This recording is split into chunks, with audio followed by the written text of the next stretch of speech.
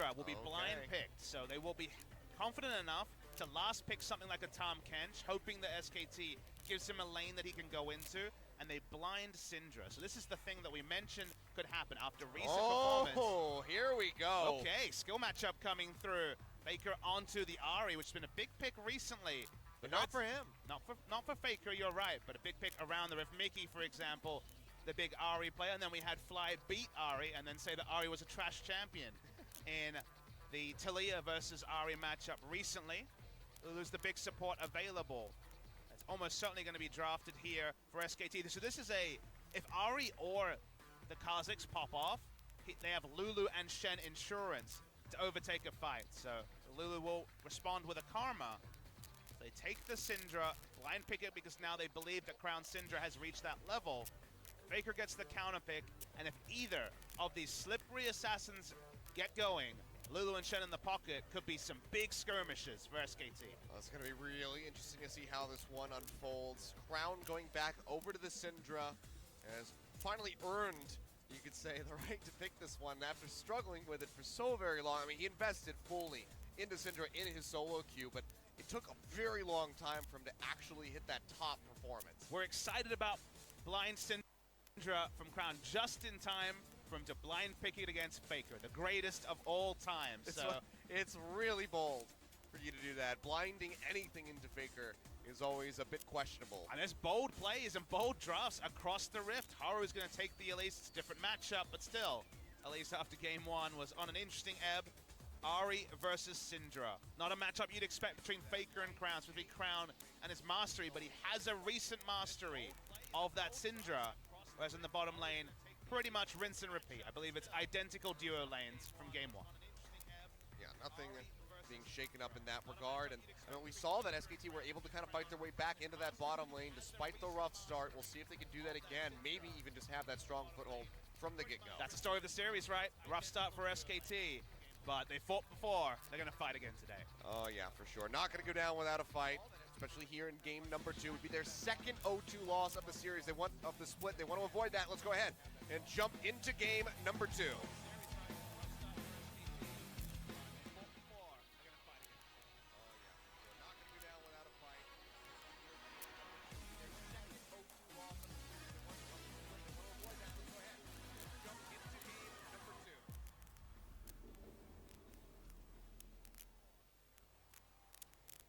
Here we are.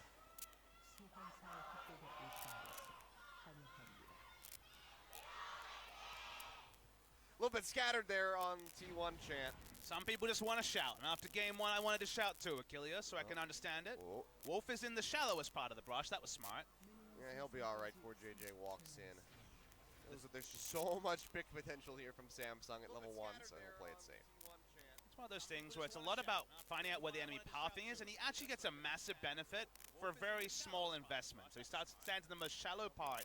He isn't greedy enough to want to ward the Samsung lane brush in bot lane, and it does mean when he sees that many members that he's very casually allowing the rest of his team to walk in and get some pretty significant vision on his single ward, but a pathing ward for the side of Samsung and the top side, and any sort of security you can buy Peanut when it comes to Haru's pathing is welcomed with open arms. Yeah, we saw exactly how that turned out when he had no vision in game number 1. So taking the necessary precautions here is SK Telecom, and seems like Peanut's going to have a bit of a more relaxed start to this game.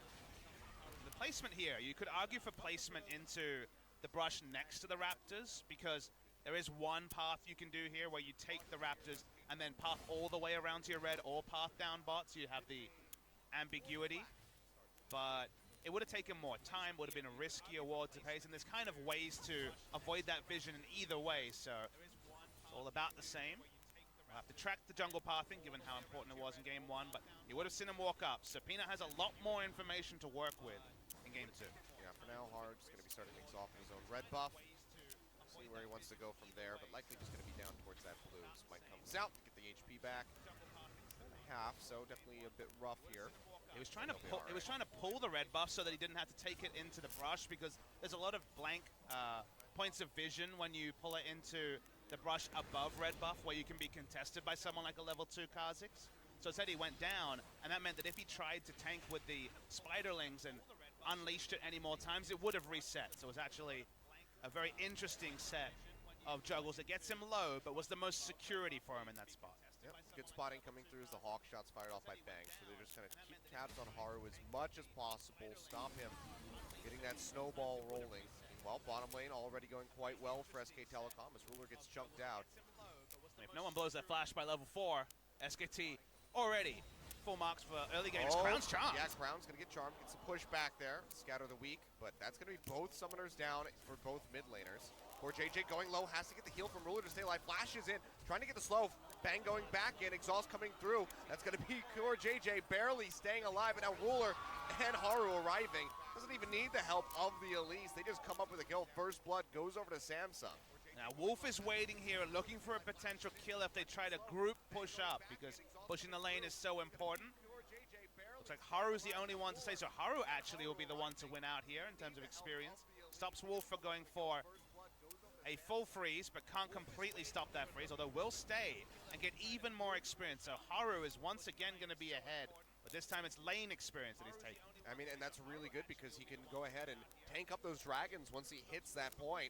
Solo out the Infernal Drake, which would be a very nice start to continue forward off that first blood from Samsung. And I like the fact that you talk about soloing objectives on Elise, because the most unique thing we saw this season was when Beyond from MVP hit a fast level 11, he was able to solo down the Rift Herald, which we haven't seen before. This was so interesting. So what happened here is that CoreJJ, of course, went in because he knew Elise was coming in, and then turned onto Bang, just had shield and exhaust available. Once Bang spotted Elise, he obviously knew 1-for-1 was the best case scenario. No 1-for-1 to be given by Samsung, and it's a much smaller lead, but it's a lead nonetheless for Samsung Galaxy. Yeah, and Bang just, didn't have the minions there to block on that Mystic shot, so he opens himself up to get hit by Ruler. I mean, the biggest concern here, the biggest question mark is that SKT had a world of information compared to game 1, and yet Bang was still foxed by the early gank coming through from Haru. So that was a little bit more about lack of respect from SKT than some of the crazy skirmishing in game 1. Bang almost walking in to find Peanut. Are they going to check this? And they do so. Recall about to go off, but they can't interrupt it in time. Haru just didn't have his spider sense tingling. Had he tossed out that cocoon, gotten the interrupt, it would have been a very swift second kill going over to Samsung. So close there from it being Peanut's worst nightmare, but we all take a deep breath. The crowd enjoyed that one as well. And it's one of those terrifying moments where you just have to just be like, okay, I have to commit to the recall. If I do anything else, I likely will get pursued and killed. And we see this matchup again, Ashe versus Ezreal. Ashe versus Ezreal. We've seen Bang win both sides of it, mentioned that in game 1. Way he won the Ezreal side was the Sheen start against Berserker Greaves from the enemy Ashe, and because of dying early, could only buy a cull. And for once we see a tier rush, and it's a perfect tier rush because it's only matched by cull on the side of Ashe, so it's free stacking even without going for Sheen early. About the most comfortable tier Ezreal lane we've seen in many weeks, just because it has become the flavor of the month matchup by far. Now this continues for Haru. First game on the Elise this season. Played 5 champions, Rek'Sai being one of them. So 4 champions then. Well, yeah. There won't be much more Rek'Sai, you'd imagine, unless BBQ are playing. This is true. Bless does enjoy it. Definitely hasn't been seen too much as of late, but gonna tack another one onto that list with the Elise. You know how the series is going when Baker does need to roam down with Peanut to cover him in this particular scenario. Peanut has been absolutely wonderful recently. He's definitely refound his form from his Rocks Tigers days after a slow start to the season, but a series where the pressure's getting to you, and because Faker has pressure in mid lane with Crown's Flash still down, he does have the latitude to provide a bit of a flank and a bit of a coverage for Peanut as he goes for the Scuttle Crab. Or not looking for the gank, just wants to go ahead and drop that control ward into the brush, but looks like that might just get cleared out pretty quickly here. As Bang and Wolf, and they will get shoved off of this, so it's going to stand for a little bit longer, it would appear. Haru spotted out in the jungle by the Gromp. Might just have an exchange between the bot laners. Now they're coming through, Bang going to get locked down, exhaust comes down. We're trying to get some hits in. Q going to miss from poor JJ, that's Stand United now used on the Wolf. Gets hit up by the cocoon. Over the wall from Ruler, nice repel in from Haru, dodging out on the Shadow Dash. They draw him in with the Dredge line as Cube arrives. Be depth charge coming in, pops him up. Dodge Field's gonna buy him a little bit of time, but the double stun comes through from Crown, locks him down, and 2 more kills on the board for Samsung. Beautiful roam by the entire team. That was some great mind games from both sides. SKT knew early that the Elise was coming, but they had the Shen ultimate to try and turn it. But the extra investment was by Samsung. Faker was the last person to get there. So everyone juggling their health bars, thinking that they had the pocket aces up their sleeves, and it's only one team. It's Samsung Galaxy. Yeah, and that is going to be 2 kills plus the Infernal Drake going over to Samsung. Getting things rolling quickly, yet again, not as swiftly as in game 1, but still setting quite a good pace. So watch the replay. It's really, as you see the pings, they know Elise is coming down, and yet they keep fighting because they have Shen ultimate, and Shen has already walked far, far away from Norse. They think they're going to take it, but Syndra has Ghost. Faker does not. Syndra gets there first, and it's Samsung pick up all the health bar leads here. I mean, it's not only that, but Faker was recalling for the longest time, and then beautiful double stun to clip the bottom lane of SKT, following through with the kills. But Faker, if you watch that back again, he was recalling, had the fast track over Crown, and then stopped. And then Crown was able to get in front of him. The bigger issue there is that it's a relative fast track. Remember, Crown has Ghost, Faker has Exhaust, so he's going to be second unless he invests multiple charges of his ultimate. So his first call, if we had information, I'm sure his first call would have been to back away, and everyone else is working with their incomplete information. But clearly, his mindset and also his summoner spell was not to roam down. And in the end, it looked like he had to, because Samsung big win. Yeah, I mean, it's a hindsight 2020 type thing. But even if he had continued, maybe you find Crown in the river, force the charm, and then stop him from arriving at the fight, and maybe things go better. But either way, it's not the way that things transpired, and SKT suffer heavily for it. Yeah, the bonus objective being an Infernal as well as music to the ears of Samsung Galaxy. Remains to be seen how much ability power Haru will go into. So many boots too, 3 boots, 2 rushes on the side of Samsung Galaxy, gives them a pretty big mobility advantage. As for now, it's only the plain boots on the side of SKT. Baker's done so much roaming from lane, but it was Syndra that made the most pivotal roam. For now, we haven't seen the impact of Ahri in side lanes in any meaningful way.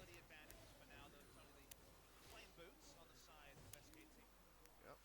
And Faker, like he might just be going straight for that Abyssal Scepter. Neutron Cloak coming through. Maybe we see the shift towards that Morellonomicon now that he has the MR in his inventory. What you can confirm is he hasn't felt comfortable enough to build a Lost Chapter, which is obviously the dream of most mid laners. Comes to lane control and having basically infinite mana. Abyssal Scepter, when it comes to being rushed in the early game, doesn't hold a lot of value, and he doesn't have a Rumble, for example, to profit from the Aura, which gets a lot stronger in the late game, so I expect him to sit on Negatron, but sometimes it's a gold value thing, and a slot efficiency thing.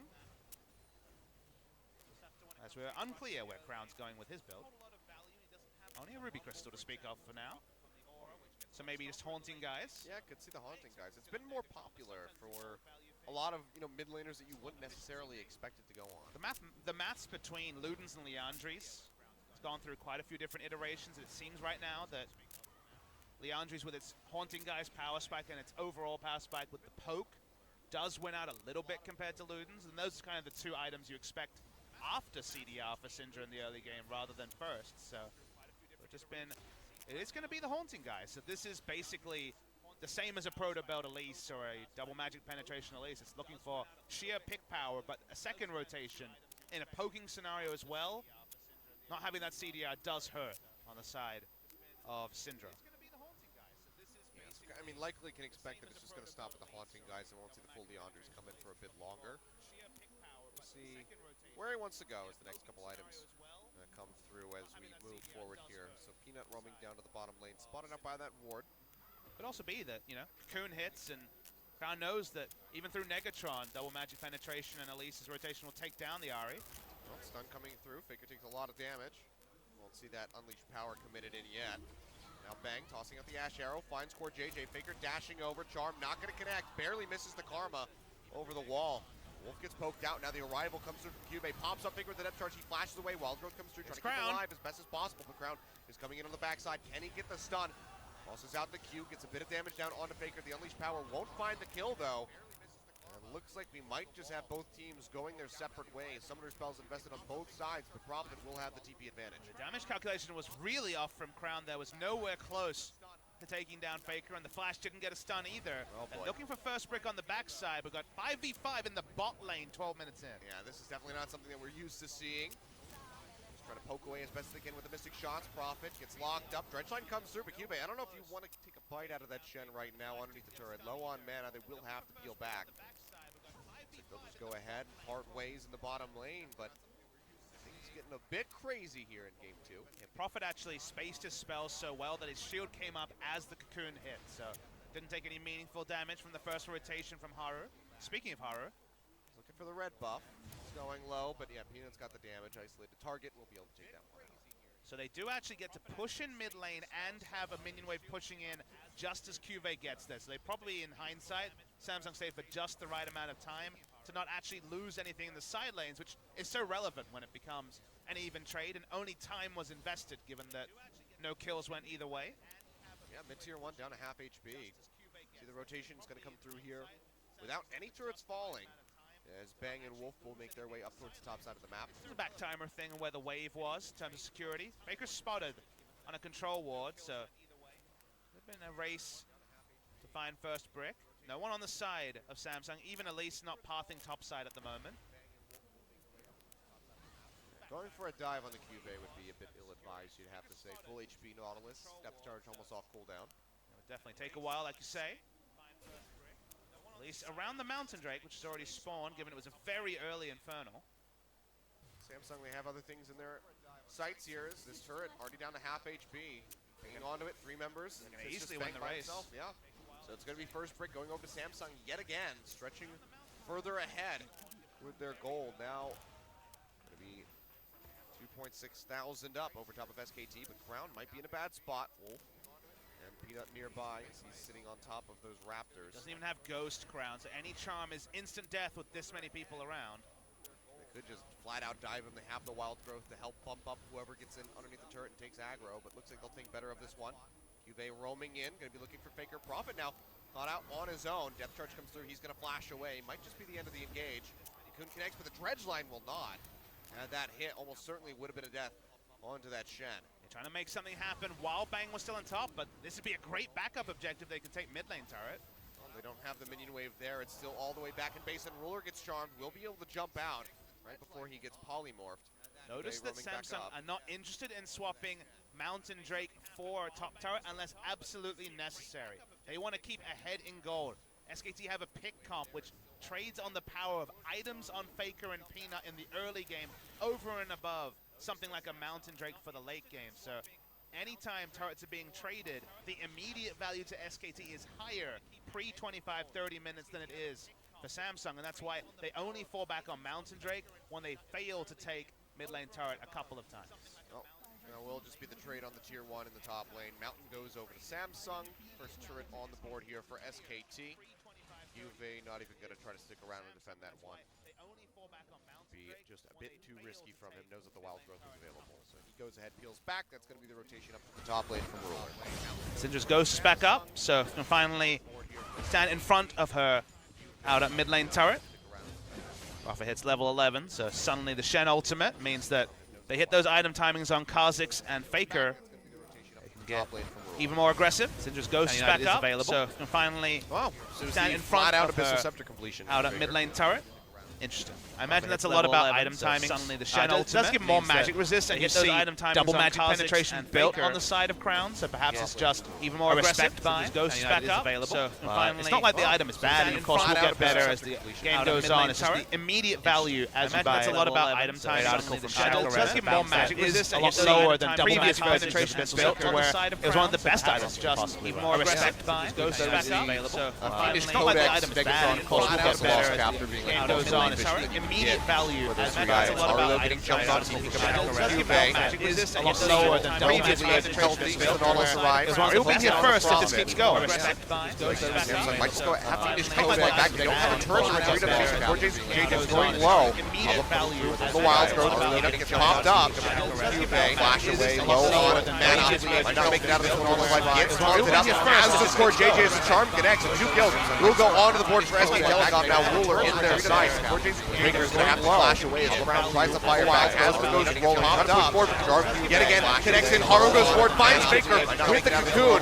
Gives him on hell. Comes back down, and Ruler is able to take out Wolf, but Peanut leaps in, gets rid of the Syndra. Now Samsung have to go full retreat mode. Multiple kills coming through from Peanut in the fight, and Ruler just desperately trying to trade back, but he has to play this one so cautiously if he wants to stick around. Can't push forward, and a major win goes over to SKT. Insane 5v5, so many flashes used. Ruler thought he could clean it up, but one by one, his frontliners fell. Samsung were playing this as if they had a turret to retreat to. They did not.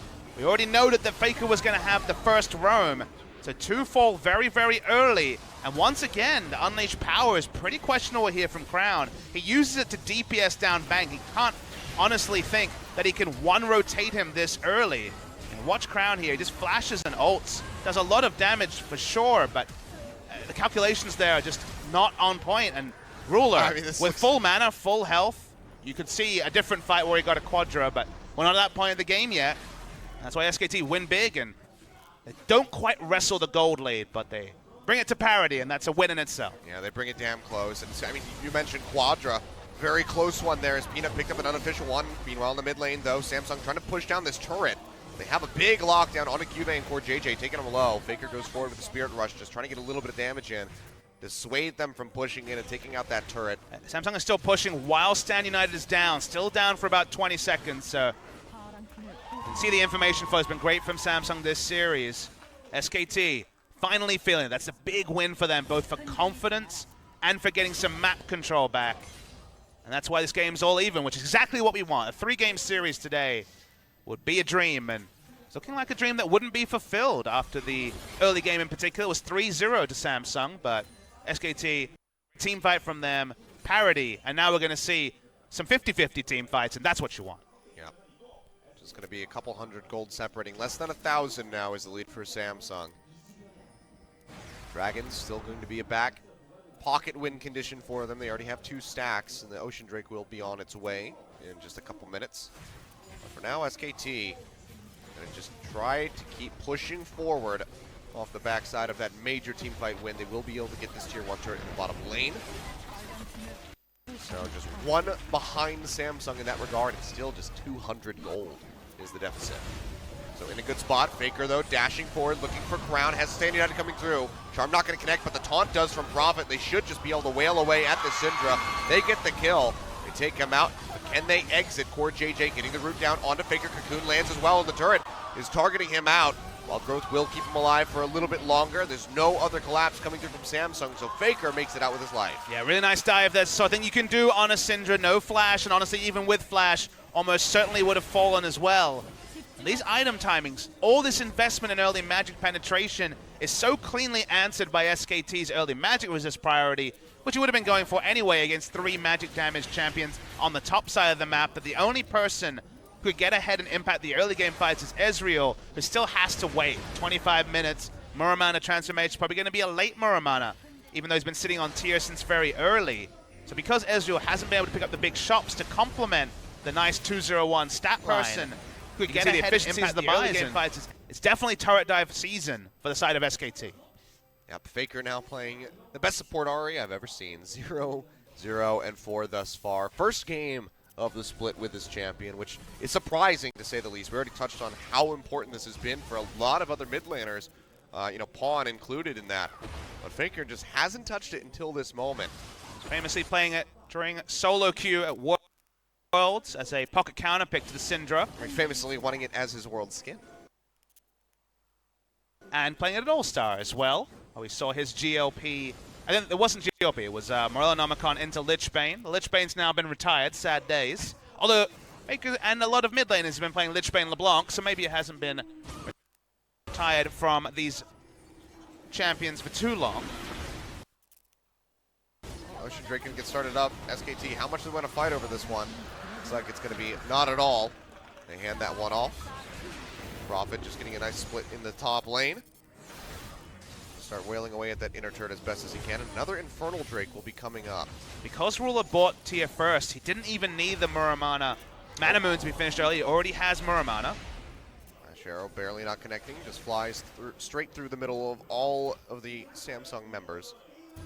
22 minutes when you only had tier on a straight transformation is very fast for a Muramana, but it was that first buy.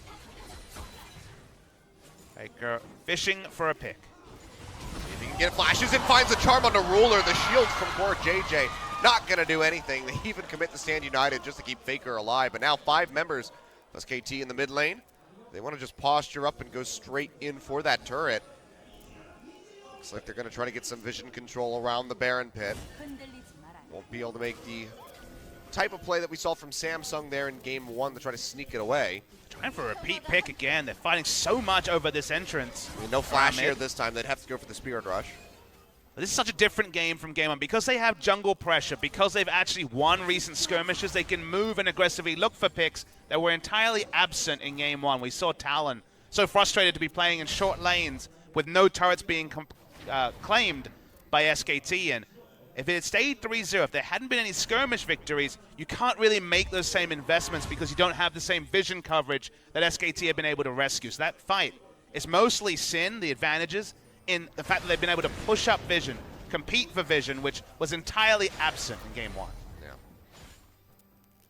So rough stuff here from Samsung. Now going to be fighting from the back foot as SKT has wrestled control out of their hands. Again, the Dragons, though, could be a very major breaking point here for Samsung. So second Infernal Drake would definitely help out that Syndra, as Crown's been tossing out those Unleashed powers willy-nilly. Hasn't come up with much so far, but when you get that added 16%, might help out. Cube coming into the backside, goes in, Death Charge down onto Bang. Big pop-up on the multiple members of the Dragon onto Faker. Wild Growth comes through, but it's not going to be enough to keep him alive. He goes down. TP burned down by Prophet. And that, yeah, they're going to go ahead and hightail their way over to this Baron. The ping's coming through. There's no vision inside the pit. No scrying orbs available. They start this up. Ezreal. Can SKT stop this take? Crown still has the Unleashed power, so he's the one goaltending. Let's watch Peanut. Crown's been tossing out comes through, flash away, not going to connect onto anybody yet. So far, but when you get that added 16% them out, Peanut in the back of the pit. Can they stop the stealth from coming through? Leaps into the pit. Baron's still relatively healthy. Goes slow. Spike comes through, and it's going to be Haru picking it up. He goes through the repel, comes back down, just trying to get himself out. He'll be able to do so successfully as Ruler dashes forward, finds a kill onto Bang. They follow up with one onto Wolf. The ace about to happen as Ruler goes over the wall. Triple kill for the Ezreal, and Baron over to Samsung. Ace over to Samsung. Like you said, they can even ride the Baron buff into the base if possible. Ari is alive. Ruler on the outskirts of the fight finally commits at the perfect time compared to the last fight where he was left frustrated with 4 low health members. This time the tank wall stays alive. This time Samsung is going to take down at minimum 2 inner turrets. And Samsung, it's been a true wrestling match. The first one wasn't a wrestle, was just obliteration by Samsung. But this wrestling match, advantage over Samsung Galaxy. Yeah, they swing it right back into their favor. Peanut just not able to come up with steal. Peanut had that massive steal with no vision on the Grace, flashing over an Ash Arrow. He's been in form recently, dives in, but Baron's still at 1900 health and killed by Ruler. I mean, it's a really good hold by Samsung. Great communication by them to just stop on the Baron, so it just makes it a big toss-up for Peanut to try to come up with that one. I love that Ruler knew the role, though. Ruler's the one we remember because he gets the last kill, but he actually DPS down specifically the Kha'Zix, not the Baron. Very difficult. If he misses a Mystic shot and it hits Baron instead of Kha'Zix, who's right on top of the Baron, it gets lower. Smite becomes more likely to come through. But that was the one spot where you needed your skill shot to hit. It hit for Haru. It hit for Ruler. And now Samsung are ahead. SKT in such a rough spot as they look to lose their last inner turret here in the bottom. Well, we said the same thing just a moment ago about Samsung. So the rough spots can certainly be traded. The Baron buff, they do have some option to dive. They have Elise to drop aggro and Cuvée. Oh, Wolf getting locked down. Redemption coming through. Can it heal him in time? Not going to happen. Ruler finds the kill. Nice engage by Cuvée. Finding the dredge line. The last inner turret falls. Recall has to come through from Prophet, does not have that Stand United anymore. Peanut getting locked down, depth charge coming through, but Ruler gets caught up with the Ash Arrow. That's going to delay him jumping in and DPSing down these remaining members of Samsung. You're able to dash out, has the Spirit Rush available, takes himself back to the fountain, but the base is being broken by Samsung in him, going down 27 minutes. How long do they want to stick around? QV's so smart, tanking up and instead of letting the minions tank up, you're not trying to try. It's 4 seconds left on Wolf, still has the Wild Growth, but the first Nexus Hurt has already gone down. Peanut getting caught up at the Dredge line. Big Shadow Dash comes through from Prophet, but he has to get out of dodge. Wild Growth goes through onto him, keeping the Shen alive. And Samsung, they might have to peel back out of this one unless they can find more picks. Ruler dashing forward, not able to kill off the Shen. He makes it back to the fountain. That will be the disengage from Samsung, but they get so much off of that push. Only now a chance to gasp for air. So close. You get another pick there. The minion wave comes in. It's 5v3, and it should be the game for Samsung Galaxy. So SKT, predictably, wrestle back something, but they're only wrestling back the dregs of their base. There's almost nothing left. That's not the part of the soda you drink. You put that in the garbage.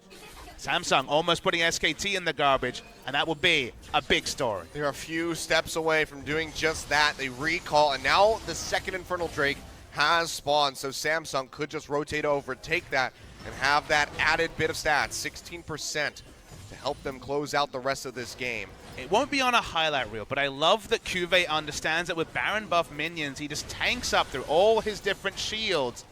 A couple of he took about 25 inhibitor shots there, Nexus turret shots, and also the inhibitor shots, because he just wants the minion wave to stay strong, because a minion wave dying, as we saw right at the end, is the only way the game doesn't end for Samsung. They're going to take this Infernal for free. There's just so much damage that they have available to them. There's no way for SKT to contest. It would have been a Hail Mary if they had gone for it, so just have to let that one fall away. Now 4 Dragon stacks for Samsung, 2 of them being Infernals.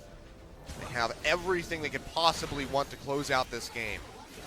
This has been much more SKT, though. This has been the SKT we were looking for in Game 1 that couldn't happen because Peanut was so weak. Peanut, a much better game this time, but somehow Samsung have been the consistent of the two. They've had that same level of performance. QV's gone for the Night's Vow early once again. And this time Ruler is the frontline carry, was a peripheral figure in the Game 1 victory, but now he's integral. Stop the Baron being stolen, 6-1-4. Not quite a Blade of the Ruin King, but looking to close the game. Yep, that's going to be another inhibitor going down. One last Nexus starts standing in their way. Can they find it? Peanut ripped down to half HP. Has to get himself back to the fountain and heal up. He's going to stick around, actually. Faker dashing in, looking for a pick, but he's just not able to find it. Makes it into the zone. His redemption comes down. He won't need the heal. Depth charge comes through, pops up he and Prophet, but they should still be able to make it out. But the Nexus has been exposed. Samsung, I think they've just done it. The 2-0 victory over SK Telecom, their second loss in the split, and Samsung Galaxy makes such a statement for themselves to be meeting SKT in the grand final. And it's the sort of statement that can be obfuscated. If you're an SKT fan, you can rationalize this. We're still probably going to be first. We're still probably going to be way